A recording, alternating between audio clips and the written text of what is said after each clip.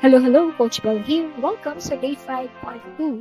Then isusunod natin agad ang Day 6, which is Mentor Style Case Study Review para ready ka na sa Chapter 1 writing, okay? Or sa chapter writing. So for Day 5, Part 2, this is about reader magnet, the secret sauce that makes people buy. At ang goal natin ay matutunan mo paano gumawa ng hook na instantly get attention and compels readers to keep going and eventually to buy the ebook. So nandito na tayo sa exciting part, yung tinatawag kong reader magnet. Ito yung element na kapag tama ang pagkakagawa mo, mapapabasa mo ang reader mula umpisa hanggang dulo. At higit pa ron, mapapabili mo na rin siya. Okay? So let's go! So Ate Kern, isa sa mga past batchmates ko, sinend lang sa group chat ang cover at short teaser ng ebook niya. Ang sabi niya, akala ko okay na ang sipag ko, pero bakit broke pa rin ako? Ito yung 3 money traps na hindi ko alam na sinasadya ko pala. Di pa siya nagsisend ng link, may 3 na agad nagtanong, saan makakabili? You see? That is the power of a reader magnet. Now, what is a reader magnet? Ang reader magnet ay short section usually nasa intro or chapter 1 na nag-trigger ng curiosity. Ito yung anong next. Ito rin ang nag-trigger ng relevance. Yung bang, ako to ah. At ito rin yung nag-trigger ng emotion. Grabe, relate ako. Mga ganon. So, kapag kumagat sila dito, madali na ang next step.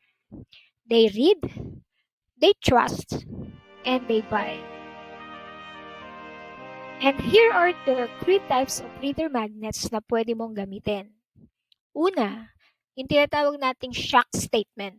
Halimbawa, 5 years akong empleyado pero never umabot ng 10,000 ang savings ko. Pag ganito yung reader magnet mo or yung hook mo, parang unexpected, di ba? Pero totoo. So, dito pala magiging curious ng reader. Bakit? Okay? And then yung pangalawa yung tinatawag nating personal pain point. Halimbawa, ito yung part ng araw ko na pinakaayokong may gigising sa akin.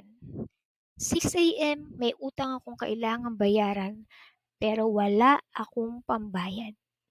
O di ba? Real life ang dating. Nararamdaman ng reader yung umpisa pa lang na statement. And then number 3, ito yung tinatawag nating what if scenario. Halimbawa, paano kung may paraan para kumita ng extra kahit wala akong puhunan at cellphone lang ang gamit mo? O di ba? Dito nagiging hopeful yung readers mo. Make your readers dream. Okay? So, ito yung mga 3 type ng reader magnet. Okay? Now, from here, gagamitin mo yung Bell Principle. Write it like you're texting a friend. Then enhance using AI.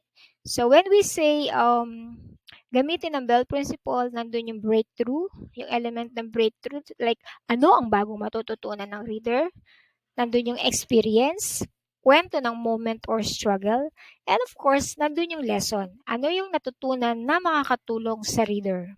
Okay? And now, let's try this prompt. Okay? Help me write a powerful reader magnet for my ebook titled, and then put your title. And here's my story. And then, lagay mo yung short story mo dyan. Make it curious, emotional, and relatable, like a casual conversation. Make it sound like I'm writing to my younger self. Ayan, ganun na kasimple. Open your ChatGPT and then input the prompt. And for today's task, you're going to write your reader magnet using one of the 3 styles na pinakita natin kanina. Okay? So your mission for day 5, part 2 is choose one reader magnet type. It can be shock statement, it can be pain point, or it can be what if. Okay? Now, write your intro hook using your bell blocks, yung breakthrough, yung experience, and then yung lesson. And then polish with ChatGPT, use the prompt, and then submit for review. Put it in a doc file, and then post the link in your tracker. Alright?